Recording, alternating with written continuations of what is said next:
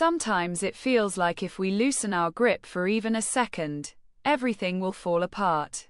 If we don't check, double check, think it through, something terrible will happen.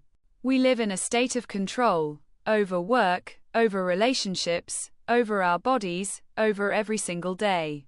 And it might seem like that gives us strength. But in truth, it mostly gives us exhaustion.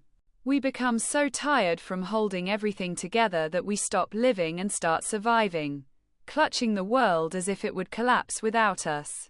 But here's the truth: the world won't collapse.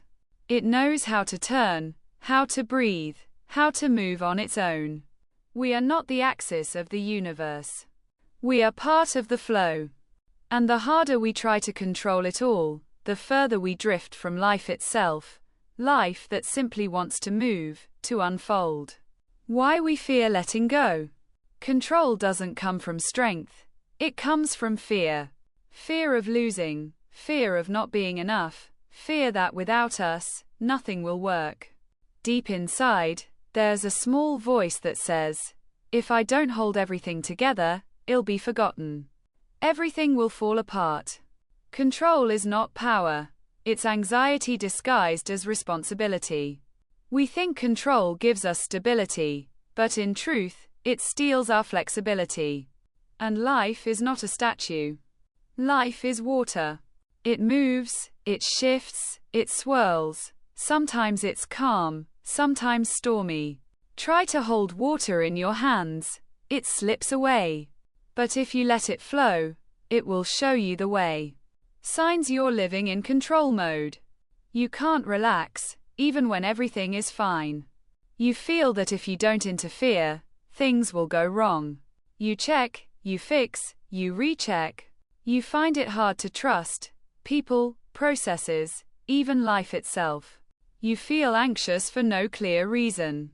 And you're simply tired, not of the world, but of the endless effort to keep it all under control.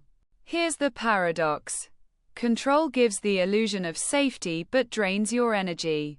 You think you're protecting yourself, but you're just building walls. And the higher the walls, the less air you have to breathe. Step 1. Understand that control isn't safety. We confuse these two all the time. We think, if I control everything, I'm safe. But is that really true? Does it actually bring peace? Or does it make you even more anxious? The more you try to control, the less peace you have, because life can't be controlled. You can't command the weather, people, feelings, or fate. The sooner you accept that, the sooner freedom begins. Step 2. Learn to trust the process. Trust is not naive. It's mature. It doesn't mean I give up. It means, I'll do my part and release the outcome. I may not know how everything will unfold, but I trust that I'll be able to handle whatever comes. That's real strength, not total control, but quiet confidence. Try this simple practice. When you feel the urge to control, ask yourself, what can I really control right now? Most of the time, the answer is, only my actions, my words, my attitude. Everything else is life's job. Step 3.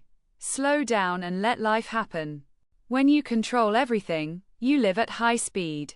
You stop noticing small details, soft moments, subtle beauty. Your energy goes to holding, not living. Once a day, pause for 2 minutes. Just observe. Don't fix. Watch how the day flows, how silence sounds, how your breath moves. It seems small, but that's how trust is born. Step 4. Stop saving everyone. Many of us try to control not just ourselves, but others too. We believe we know what's best.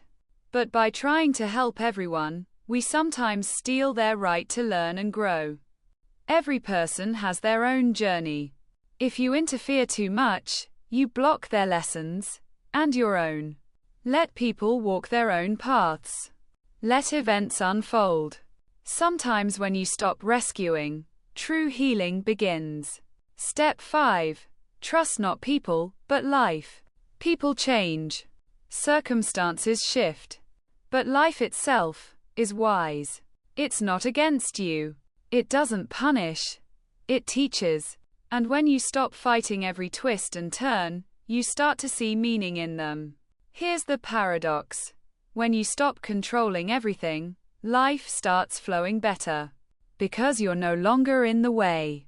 You start noticing patterns, coincidences, synchronicities, little signs that things are working for you, not against you. You realize you don't need to control the river. You just need to learn how to swim.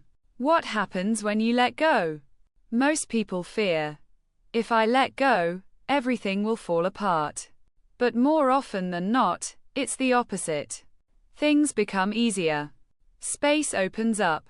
You start breathing again. You stop reacting and start choosing. You stop surviving and start living. Trusting life is not weakness. It's strength in its purest form.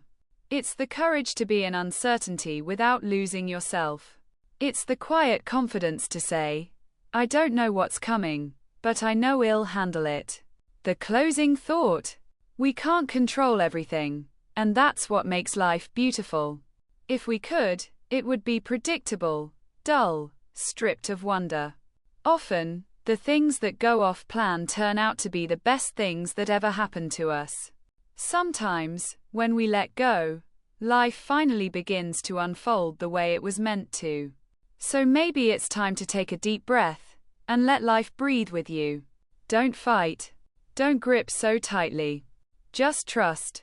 Because in trust, peace is born. And when you stop trying to control life, that's when life finally starts to flow your way.